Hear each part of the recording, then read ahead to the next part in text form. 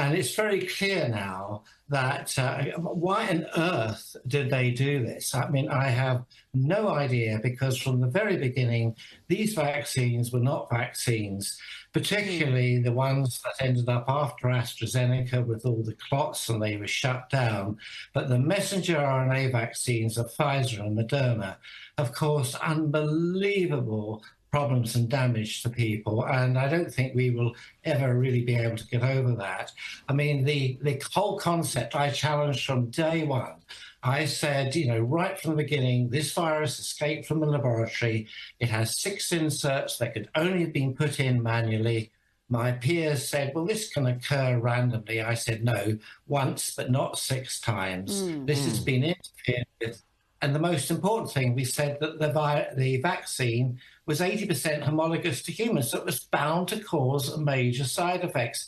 Now, why did everybody go along with it? I mean, we informed everybody, the government, through the Five Eyes process, that this would happen, but everybody ignored it. So why did this happen? And now we know that it's even worse than that the vaccines the quality control was appalling. They changed the mechanism of manufacture between the trial and the rollout to about 6 billion people.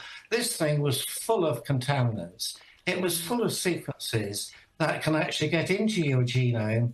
And my big concern is that a lot of them explain why that a couple of years into this epidemic, we still have massive excess deaths. Excess deaths in Australia, New Zealand, and everywhere. And a lot of these now are due to cancer. And that's basically what I want to discuss here. The red flags are so enormous. Why has the government not banned these vaccines immediately? For a start, COVID doesn't exist anymore. And if it does, it doesn't kill anybody anymore. So why are you using vaccines, boosters that we now know increase the rate of cancer, and the cancers are appalling, they're turbo cancers? Well, I mean, I think this is right. It was draconian, dystopian, and totally unnecessary. I mean, I've criticised our own Chief Medical Officer, Chris Whitty, and I'll use the words again, as a total moron.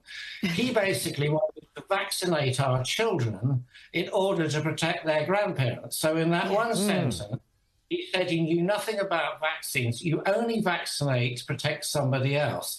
You do not vaccinate to protect other people.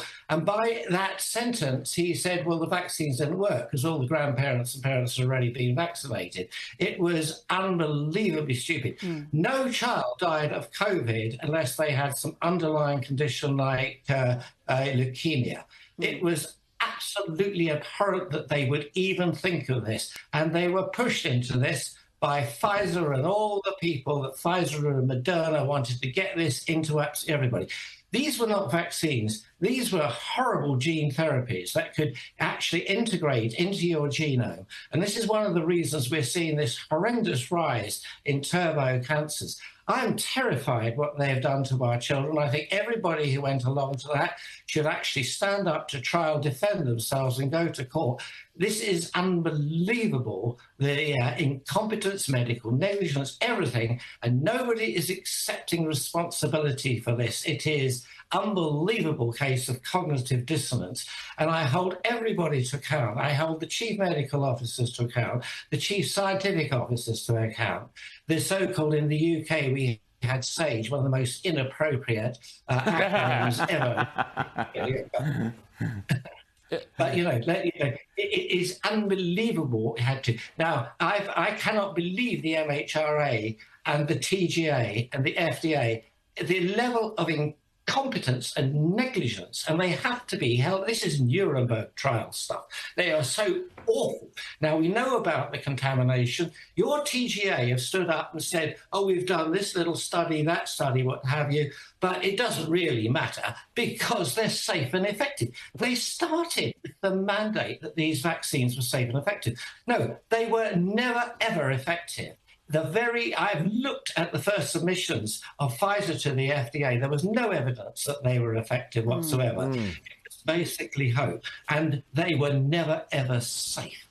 the first mandate, the first submission of Pfizer showed that they caused every single side effect you could ever possibly want, and yet the FDA still approved them, and the TGA and the MHRA went along with it. This was absolute criminal negligence. Their job was to say, are they safe? Are they effective? No, they were not. And yet they signed off on it.